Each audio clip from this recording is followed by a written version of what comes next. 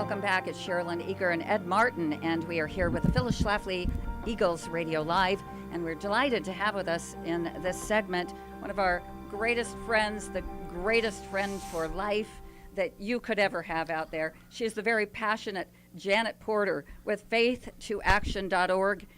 And that's a lot of pressure, Janet. It is a family. It's not just a friendship, it's a family, because we're on the same side fighting for life, for liberty, for the family. We're talking with Janet Porter.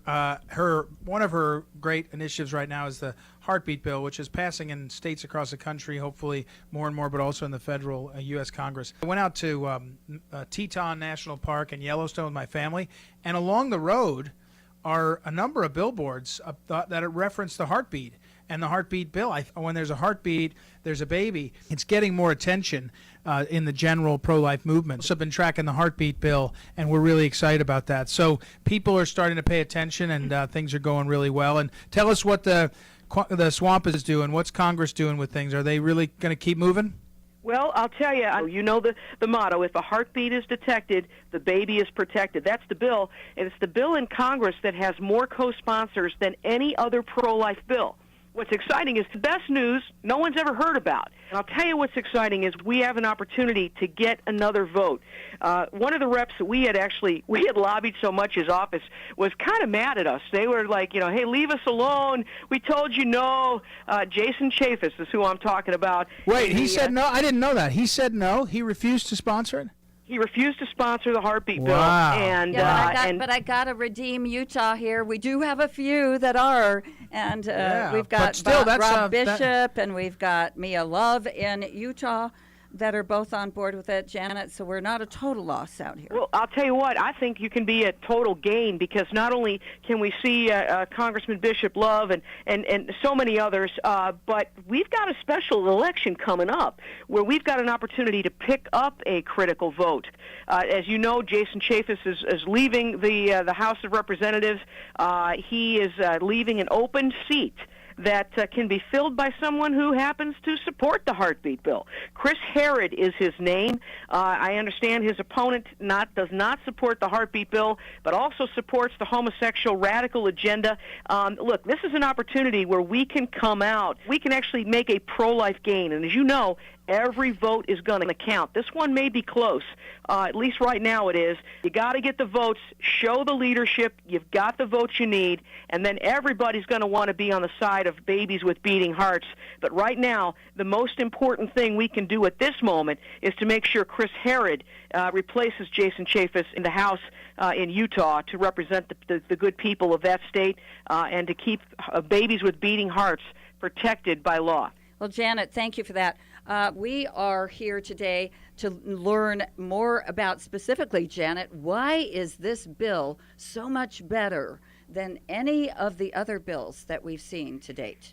Well, let me tell you about the bills we've seen pretty much to date have been regulatory bills that regulate abortion and really don't go very far to end it. Let me give you an example. I believe at the leadership of Phyllis Schlafly, God gave us mercy to give us a president who is not only willing to sign a heartbeat bill, that is President Trump, but also willing to put pro-lifers on the Supreme Court to make sure that the vacancies that have happened and that continue to happen, and I believe we may see, 3 or 4 vacancies coming up, and we need to make sure they're filled with pro-lifers. But here's the deal.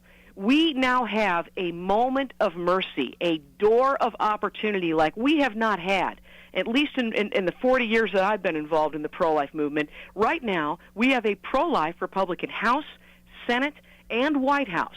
We've got a vice president who's vowed to send Roe to the ash heap of history, and we've got a brand new Supreme Court being ushered in who will welcome the heartbeat bill with open arms.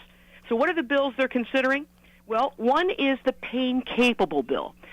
People call it the 20-week protection bill, but really let's just be honest, it's a 5-month bill. 20 weeks is 5 months. What does that mean? That means, according to the Centers for Disease Control, that show how many abortions take place after 5 months, that this bill would protect about 1.3% of the babies. But if you look at what the founder of the pro-life movement, the late Dr. Jack Wilkie, said, he said that the heartbeat bill would protect as many as 95% of the babies facing abortion. So here's our choice. Do you want to protect 1.3% of the babies in the pain-capable 5-month bill? Or do you want to protect 95% of the babies in the heartbeat bill? And of course, our goal is to protect them all. But if we've got a choice of an incremental bill, let's go with the one that's going to protect the most babies. And the other thing is, since the abortion mills they're operating, their focus is money. All right, that's what their motivation is. They perform abortions to make money. They're probably not going to stay open for a fraction of their business. So what the pro-abortionists have recognized, and they've come in and testified at the state level, that this bill will outlaw all abortions. Well, it may not go all the way, but it'll get pretty close to protecting nearly every child who is facing abortion in America. And the opportunity before us is right now. But you know how this works. If we're given one opportunity, if the Speaker, Ryan, and leadership say, what's your most important bill? We need to lead with the most protective bill, and that's H.R. 490, the federal heartbeat bill. And that's what we're pushing for, and that's what this election with Chris Herrod is really going to be determining. What do you need everybody listening today to do right now to help with this bill? Just some final thoughts, Janet. I just want to say that you can find out the phone numbers, the specific numbers to call at faith2action.org. But I would say right now one of the most important things if you live in Utah is to make sure Chris Herrod is the guy that is sent to represent you so that babies with beating hearts will be protected by law.